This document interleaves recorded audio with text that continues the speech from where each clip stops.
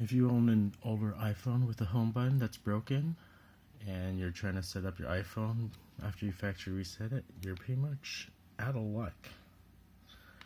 The only way you would be able to bypass this is to enable assistive touch in accessibility if you have to go into settings, but I tried every type of key combination, and if your home button is broken,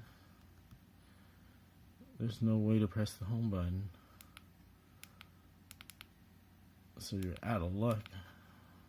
There's no way to get past this hello screen. So this video isn't helpful at all. It's just that hopefully Apple sees this and does something about it, but probably not, since all they have is new iPhone X and XRs or whatever with the no home button, so this isn't applicable anymore. But it's disappointing that there's such a bug like this. Well, it's a bug in my opinion, because it's very easy that the home button would get broken. So